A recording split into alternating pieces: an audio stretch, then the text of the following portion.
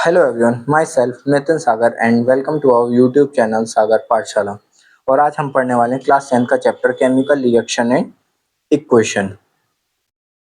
What is chemical reaction? Chemical reaction क्या होती है? It is a process in which one or more substances called reactant are converted into substances called product. तो chemical reaction वो process होती है जिसमें हमारे दो या दो से ज़्यादा रिएक्टेंट कन्वर्ट होते हैं किसमें? प्रोडक्ट में। अब आप पूछेंगे रिएक्टेंट क्या होते हैं? रिएक्टेंट होते हैं ऐसे सब्सटेंसेस जो किसी भी केमिकल रिएक्शन में पार्टिसिपेट करते हैं और after the chemical reaction it converted into product.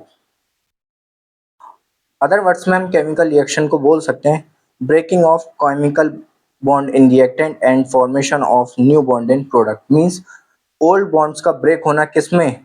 Reactant में, और न्यू बॉन्ड्स की फॉर्मेशन होना किसमें? प्रोडक्ट में। यहाँ पर हम एक एग्जांपल देख लेते हैं। H2 plus O2 converted into H2O। हमने यहाँ पे H2 को A कंसीडर कर लिया, O2 को B और H2O को C।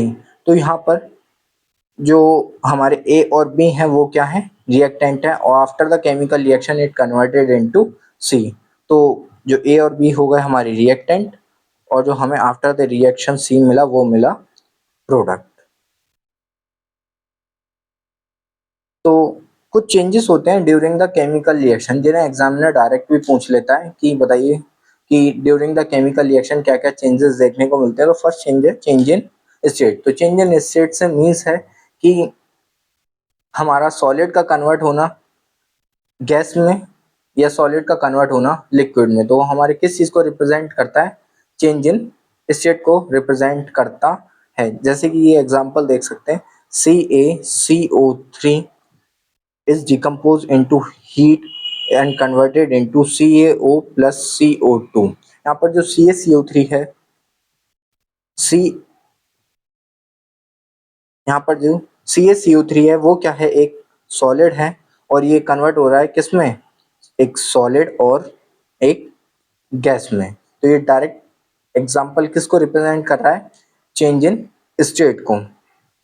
Change in colour. Change in colour जैसे कि एग्जांपल में दे रखा है कि Cu is react with atmospheric oxygen and converted into CuO। जो CO का कलर होता है वो होता है ब्राउन, और जब ये रिएक्ट करता है किसके साथ? एटमॉस्फेरिक ऑक्सीजन के साथ। तो ये किस में कन्वर्ट हो जाता है? कॉपर ऑक्साइड, जो कि किसका होता है? Black in colour. ऐसे ही आता है एवोल्यूशन ऑफ गैस। आपने देखा होगा, आप जब आप एक्सपेरिमेंट करते हैं लैब में तो रिएक्शंस में क्या होता है कि बबल्स निकलने लगते हैं। तो वही क्या होता है? एवोल्यूशन ऑफ गैस, मतलब किसी भी रिएक्शन से गैस का निकलना। तो जैसे कि एग्जांपल दे रखा है Zn plus 2HCl is converted into ZnCl2 plus H2। तो यहाँ पर जो H2 है वो क्या है? गैस इवॉल्व हो रही है ड्यूरिंग द केमिकल रिएक्शन। अब आता है change in temperature. Change in temperature क्या होता है? दो तरीके की रिएक्शन होती है, जिसमें हीट एब्जॉर्ब होती है, जिसमें हीट रिलीज होती है। जिसमें हीट एब्जॉर्ब होती है उसको कहते हैं हम एंडोथर्मिक रिएक्शन, और जिसमें हीट रिलीज होती है उसको कहते हैं हम एक्सोथर्मिक रिएक्शन। जिसमें हीट एब्जॉर्ब होती है उसे कहते हैं हम एंडोथर्मिक रिएक्शन। इसके बारे में हम टाइप्स ऑफ रिएक्शन में क्या पढ़ेंगे? डीपली पढ़ेंगे, तो उसको हम अभी छोड़ देते हैं। एक होता है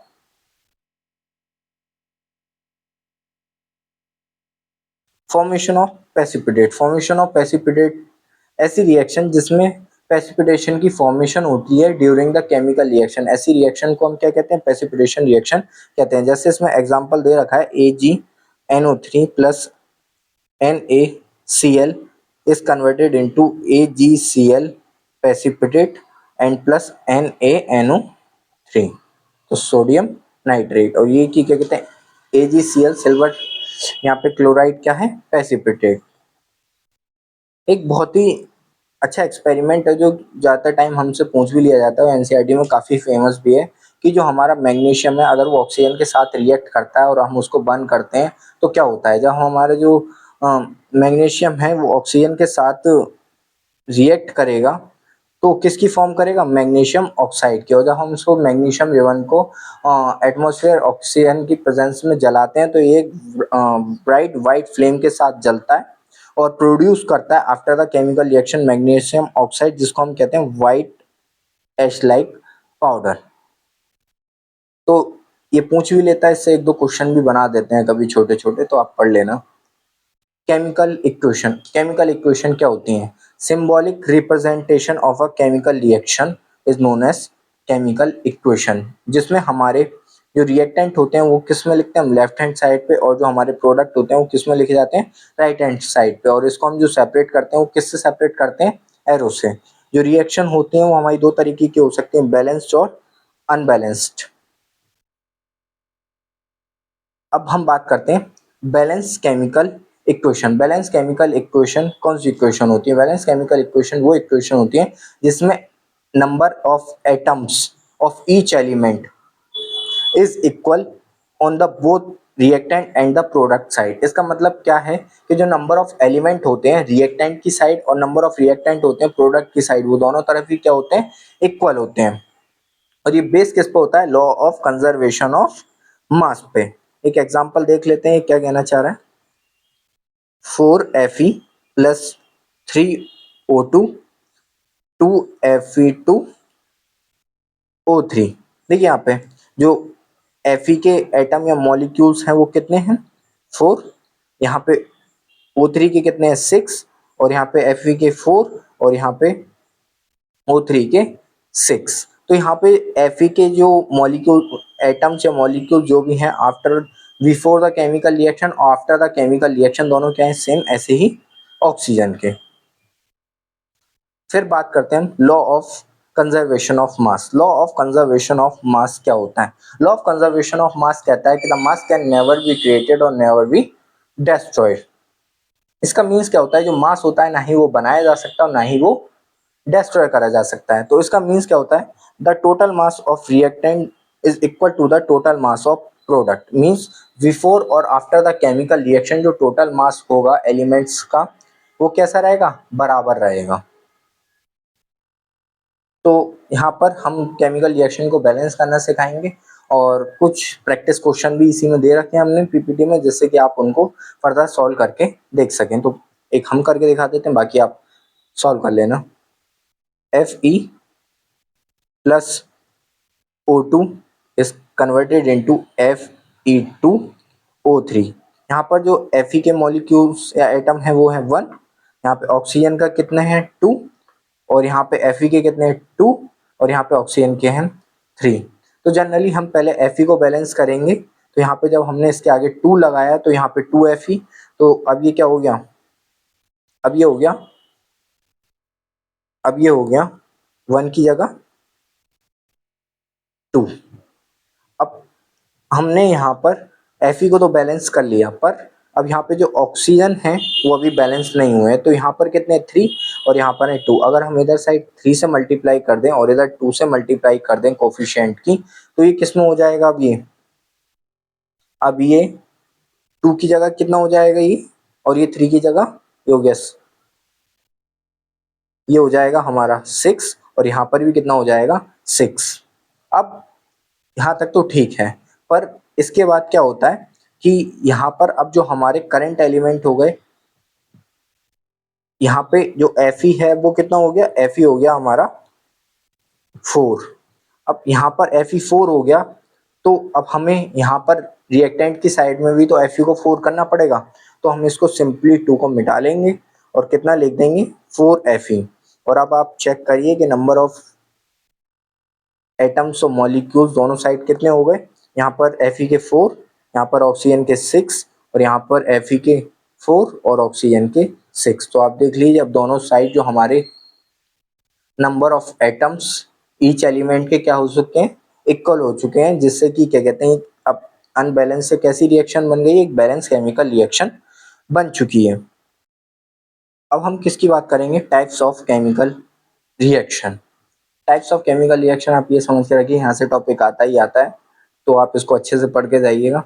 तो सबसे पहली रिएक्शन होती है कौन सी, कॉम्बिनेशन रिएक्शन। कॉम्बिनेशन रिएक्शन कैसे, वर्ड से पता चल रहा है, कॉम्बिनेशन रिएक्शन वो रिएक्शन होती है जिसमें हम कंबाइन करते हैं, क्या करते हैं, कंबाइन करते हैं, जिसमें 2 और मोर रिएक्टेंट किस में कन्वर्ट हो जाते हैं, आफ्टर द केमिकल रिएक्शन एक सिंगल प्रोडक्ट में कन्वर्ट हो जाते हैं। जैसा कि यहाँ पे दिख रहा है A plus B is converted into A B. तो ए और बी 2 रिएक्टेंट थे और वो किस में कन्वर्ट हो गए, एक सिंगल प्रोडक्ट में कन्वर्ट हो गए। जैसा कि यहाँ पे दे रखा है 2Mg plus O2 is converted into 2MgO। मतलब मैग्नीशियम और ऑक्सीजन यहाँ पे क्या थे, 2 रिएक्टेंट थे और ये मैग्नीशियम ऑक्साइड एक सिंगल प्रोडक्ट में क्या हो गए, कन्वर्ट हो गए। हम कुछ और एग्जाम्पल भी देख लेते हैं जो आपके एनसीईआरटी में दिए हुए होते हैं। तो एक है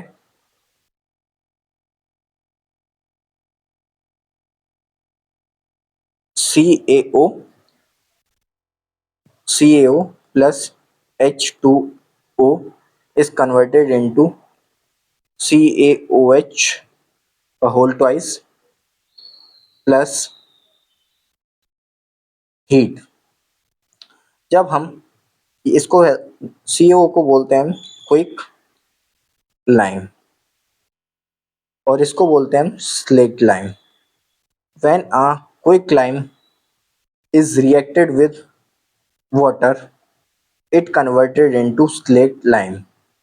और यहाँ पर हीट निकल जाएगी तो ये हमारे जो 2 रिएक्टेंट थे एक सिंगल प्रोडक्ट में क्या हो गए, कन्वर्ट हो गए। तो इसको डायरेक्ट पूछ लेता है कि when a quicklime is reacted with water then what happens. तो आप सीधा आंसर दे सकते हैं, जब एक क्विकलाइम वाटर के साथ रिएक्ट करेगा तो वो किसकी फॉर्मेशन करता है, एक स्लेक्ट लाइम की फॉर्मेशन करता है। तो ये होती है हमारी एक और क्वेश्चन पूछ लेता है कभी कभी जो CaOH होता है, मतलब जो हम घरों में वाइट वॉश कराते हैं वो पहले तो गीला गीला होता है तो एक अजीब सा कलर देता है, पर जब कुछ दिनों बाद 2 या 3 डेज बाद वो ब्राइट वाइट कलर देने लगता है। तो उसका क्या होता है, जो हमारा स्लेक्ट लाइम होता है, जो कैल्शियम हाइड्रोक्साइड होता है, वो किसके साथ रिएक्ट कर लेता है, एटमॉस्फेरिक CO2 के साथ रिएक्ट कर लेता है और क्या इसकी फॉर्मेशन करता है, कैल्शियम कार्बोनेट की और वाटर की, जिसकी वजह से कि जो हमारा घरों में वाइट वॉश कराते हैं वो आफ्टर सम टाइम्स कैसा दिखने लगता है, एक वाइट कलर देने लगता है। तो उसकी वो रिएक्शन आप देख लीजिएगा। फिर आता है क्या, डिकम्पोजिशन रिएक्शन। डिकम्पोजिशन रिएक्शन क्या होती है, डिकम्पोजिशन रिएक्शन वो रिएक्शन होती है, डिकम्पोजिशन मतलब क्या है, टूट जाना। क्या, टूट जाना। कॉम्बिनेशन का मतलब क्या था कि कंबाइन हो जाना। डिकम्पोजिशन का रिएक्शन का मतलब होता है टूट जाना। मत इट मीन्स दैट जब हमारे कोई भी एक सिंगल जो रिएक्टेंट होता है वो टूट जाता है किसमें, 2 या मोर प्रोडक्ट में। तो ऐसी रिएक्शन को हम क्या कहते हैं, डिकम्पोजिशन रिएक्शन कहते हैं। जैसे कि यहाँ पे दे रखा है ए प्लस सॉरी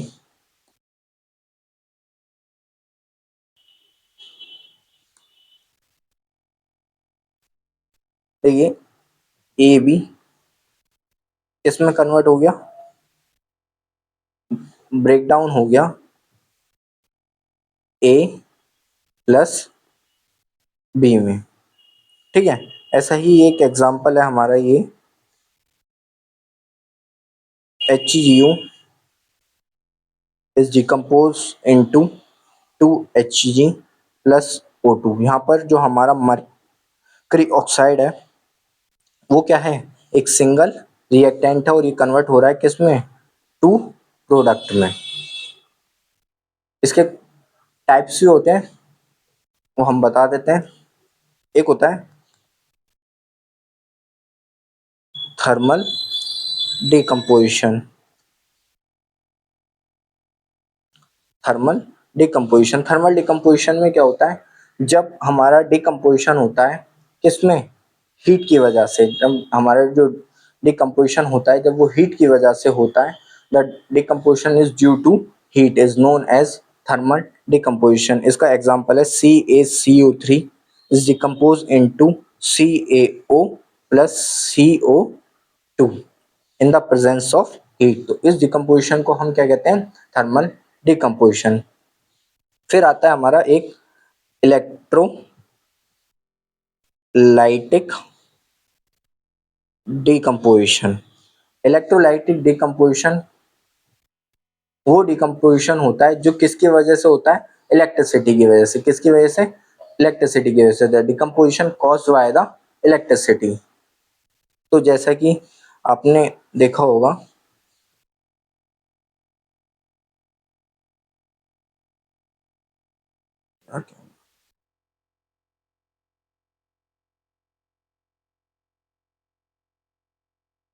जैसा कि आपने देखा होगा, H2O is decomposed into H2 plus O2 in the presence of electricity।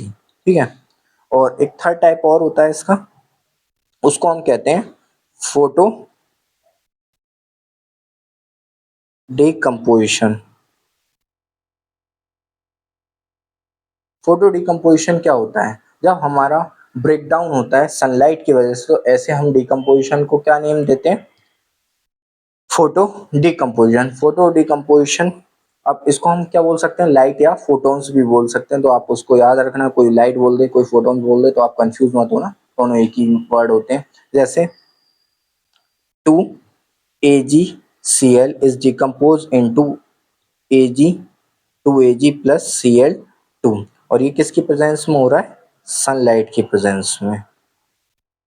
तो ये कौन से, ये हमारे डिकम्पोजिशन रिएक्शंस के क्या हो गए, टाइप हो गए।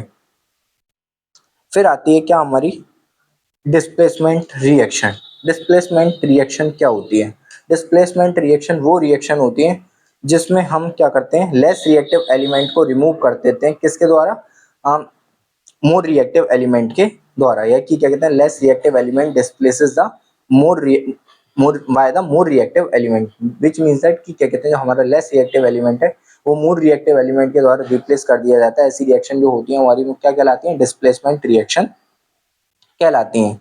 जैसे कि ये एग्जाम्पल है, Zn plus CuSO4 is converted into ZnSO4 plus Cu।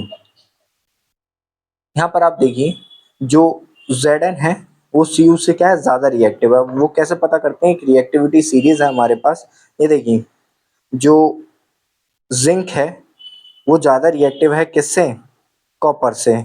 तो आप ये देख लीजिए, ये रहा कॉपर। तो कॉपर से ज़्यादा रिएक्टिव है तो क्या करेगा, जो हमारा जिंक है वो कॉपर को डिस्प्लेस कर देगा और कॉपर की जगह जाकर खुद बैठ जाएगा। तो फिर हमारा ये आफ्टर द केमिकल रिएक्शन जो हमारा Zn है वो SO4 के साथ आ जाएगा और जो Cu है वो सेपरेट चला जाएगा। तो when a more reactive element displaces the less reactive element is known as displacement reaction. अब बात आती है किसकी, double displacement reaction. Double displacement reaction वो रिएक्शन होती है जिसमें एक्सचेंज ऑफ आइंस हो सकता है। Exchange of ions between the two compounds and form a new compound. मतलब एक्सचेंज ऑफ आइन होगा जिसकी वजह से हमारे जो न्यू कंपाउंड है वो फॉर्म होंगे। ऐसी रिएक्शन को हम क्या बोलते हैं, डबल डिस्प्लेसमेंट रिएक्शन बोलते हैं। अब ये देखिए आप क्या है, AgNO3 plus NaCl AgCl plus NaNO3। ठीक है। तो यहाँ पर जो हमारा Na होता है वो क्या होता है, पॉजिटिव होता है। Cl क्या होता है, निगेटिव होता है। और इसी तरीके से हम कह सकते हैं, जो हमारा Ag होता है पॉजिटिव होता है, जो Cl होता है वो निगेटिव होता है। तो इसका पॉजिटिव इसका निगेटिव इसके पॉजिटिव के साथ चला जाएगा और इसका निगेटिव इस पॉजिटिव के साथ आ जाएगा। तो ये क्या हो जाएगा, AgCl प्लस NaNO3। ये रिएक्शन कौन सी रिएक्शन होती है, डबल डिस्प्लेसमेंट रिएक्शन। एक एग्जांपल और देख सकते हैं,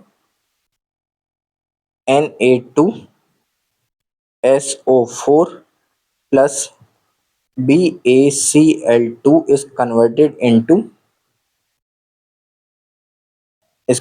into BaSO4 plus 2NaCl।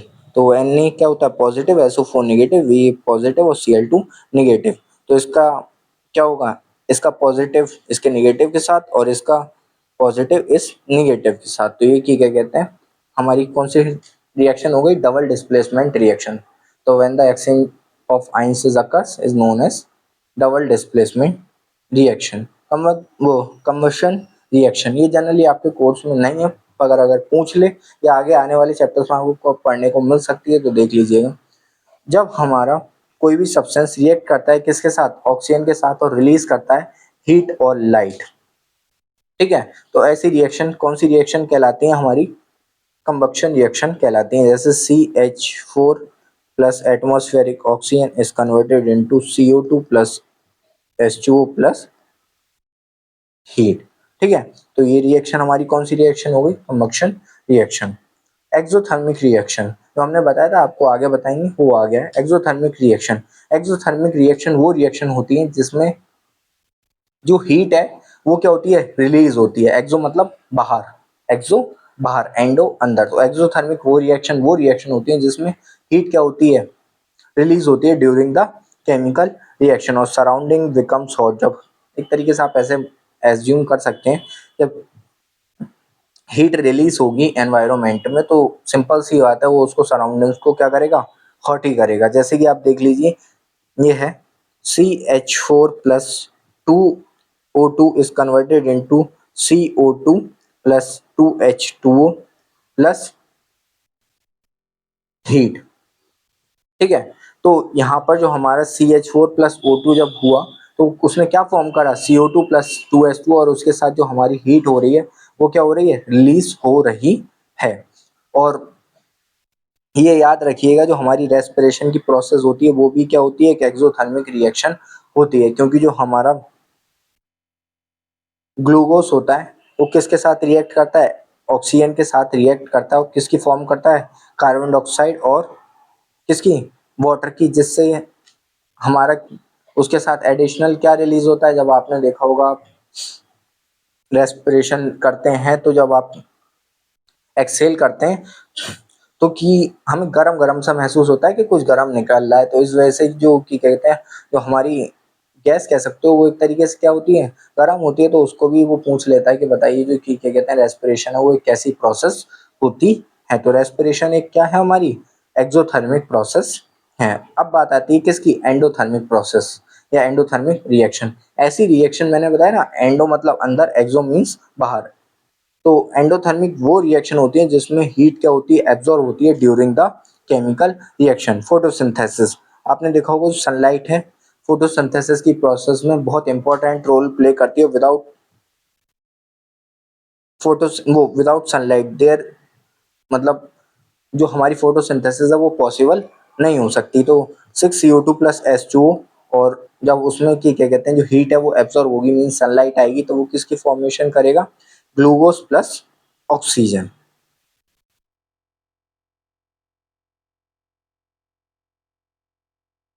और जो हमारी कैल्शियम, अब आता है हमारा ऑक्सीडेशन रिएक्शन। ऑक्सीडेशन रिएक्शन क्या होता है, oxidation means loss, oxidation means loss, loss of electron.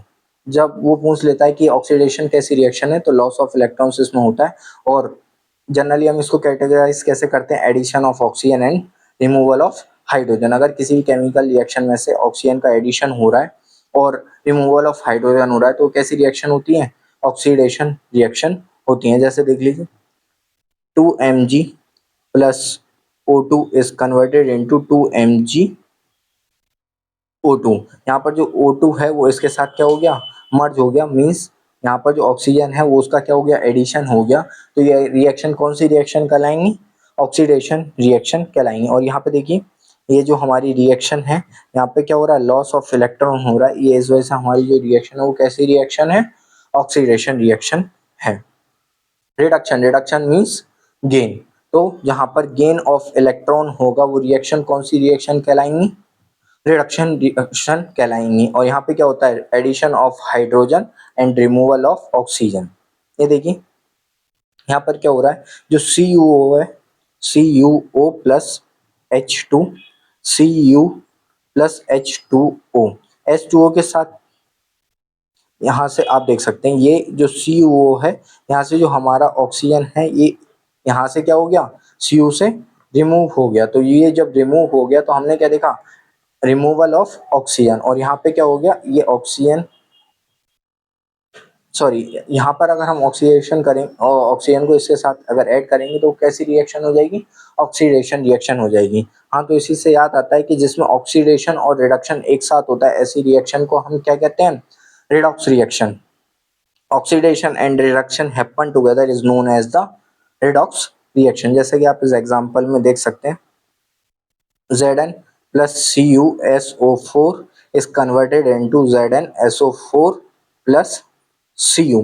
ठीक है, यहाँ पर ZnSO4 यहाँ पे जो ऑक्सीजन है इसके साथ क्या हो रहा है, ऐड हो रहा है, और यहाँ से Cu के साथ जो ऑक्सीजन है वो रिमूव हो रहा है। तो यहाँ पर ये क्या हो गया, ये ऑक्सीडेशन हो गया, और यहाँ पे जो हमारा ये हो गया रिडक्शन,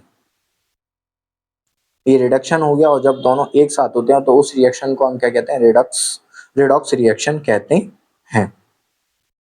फिर बात आती है हमारी किसकी, कोरोजन। कोरोजन क्या होता है, कोरोजन एक प्रोसेस होती है जिसमें जो मेटल्स हैं वो स्लोली क्या होने लगते हैं, डिग्रेड होने लगते हैं या बेकार होने लगते हैं जब हम उनका कांटेक्ट किसके साथ रहता है, एटमॉस्फेयर के साथ रहता है तब। तो हम इसको कह सकते हैं gradual destruction of metals by reaction with air, water और अदर केमिकल्स इन द वो chemicals present in the environment. मतलब जो भी की क्या कहते हैं हमारे केमिकल्स है, एयर वाटर के साथ अगर कोई भी हमारा जो मेटल्स है उसका बेकार हो जाना, ठीक है, या इसको हम अदर वर्ड्स में कह सकते हैं कि मेटल धीरे धीरे क्या होने लगता है, एनवायरनमेंट में आकर खराब होने लगता है। उस प्रोसेस को हम क्या बोलते हैं, कोरोजन बोलते हैं। जैसे कि आपने देखा होगा रस्टिंग ऑफ आयरन, ये क्या है, बहुत ही एक फेमस एग्जाम्पल है रस्टिंग ऑफ आयरन। जो हमारा लोहा होता है वो धीरे धीरे काफ़ी दिनों तक इसमें रखा रहता है, एक ओपन एनवायरनमेंट में रखा रहता है, तो वो एटमॉस्फेयर ऑक्सीजन के साथ रिएक्ट करता है और किसकी फॉर्मेशन कर लेता है, किसकी, एक फेरिक ऑक्साइड की मतलब फेरस वो फेरिक हाइड्रो ऑक्साइड की क्या करता है, फॉर्मेशन करता है ना, जो कि कैसे होता है, ब्राउन फ्लेकी लेयर। मतलब एक क्या कहते हैं, आपने देखा होगा कि ब्राउन ब्राउन कलर का सब्सटेंस क्या होता है, इकट्ठा हो जाता है किसी भी मेटल के ऊपर, तो उसका क्या होता है, वो डिग्रेडेशन की निशानी होती है कि उसमें क्या लग गई है, जंग लग गई है, और जंग लगने का मीन्स है उसमें क्या हो गया है, कोरोजन हो गया है। ठीक है, इसके और एग्जांपल हैं जैसे टैनिशिंग ऑफ सिल्वर, मतलब जो सिल्वर है उस पर ब्लैक कलर आ जाना, या ग्रीन कोटिंग ऑफ कॉपर, मतलब जो कॉपर होता है उस पर ग्रीन कलर की एक लेयर चढ़ जाना, वो भी किसका एग्जांपल है, कोरोजन का एग्जांपल। अब इसको हम हटा कैसे सकते हैं, मतलब उस पर ग्रीस लगा सकते हैं, पेंट लगा सकते हैं, ऑयल। आपने देखा होगा कि जो हमारे घर वगैरह के लोहे के दरवाजे होते हैं हम उसका पेंट करा देते हैं जिससे वो बेकार ना हो, ग्रीसिंग करा देते हैं, ऑयलिंग करा देते हैं। और गैल्वेनाइजेशन, ये एक प्रोसेस होती है जिसमें हम किसी भी मेटल पे एक जिंक की लेयर चढ़ा देते हैं जिससे वो एक काफ़ी लंबे टाइम तक चल सके। एक प्रोसेस होती है इलेक्ट्रोप्लेटिंग और एक होती है एलोइंग। ठीक है, इनके बारे में जब आप आगे जाएंगे मतलब अगले फ्यू चैप्टर्स में आपको अच्छे से पढ़ने को मिलेगा। ठीक है, अब आती है बात किसकी, रेंसिडिटी की। रेंसिडिटी क्या होता है, मतलब जो हमारे ऑयल्स और फैट्स वाले फूड होते हैं, जितने भी ऑयल्स और फैट्स से रिलेटेड फूड होते हैं उनका खराब हो जाना जब वो ऑक्सीजन या किसी भी मॉइस्चर के कांटेक्ट में आते हैं तब, और वो क्या देने लगते हैं, बैड टेस्ट देने लगते हैं या फॉल्स स्मेल देने लगते हैं। तो ऐसे इसको हम क्या बोलते हैं, रेंसिडिटी बोलते हैं। और रेंसिडिटी से आपने जो देखा होगा कि जो हमारे चिप्स वगैरह के पैकेट होते हैं उसमें हम क्या करते हैं, ऑक्सीजन की जगह नाइट्रोजन फिल कर देते हैं जिससे कि वो एक काफ़ी लंबे टाइम तक चल सके। मतलब उसको ऑक्सीजन फ्री करना होता है एक तरीके से, जिससे कि उसकी जगह मतलब ऑक्सीजन ना आए और वो काफ़ी लंबे टाइम तक क्या रखें, प्रिजर्व रह सकें, जैसे कि क्या कहते हैं उसमें जो बैड टेस्ट या बैड स्मेल है वो ना आए और एक ड्यूरेशन उसकी जो है वो काफ़ी लंबी हो जाए। तो कुछ प्रिजर्वेशन है जैसे कि आप उसको एयर टाइट कंटेनर में रखिए जिससे कि वो ऑक्सीजन या मॉइस्चर के प्रेजेंस में ना आए, या आप उसको रेफ्रिजरेटर यूज़ करिए क्योंकि जो बैक्टीरिया या माइक्रोब्स वगैरह होते हैं वो लोअर टेम्परेचर पे सर्वाइव नहीं कर पाते हैं।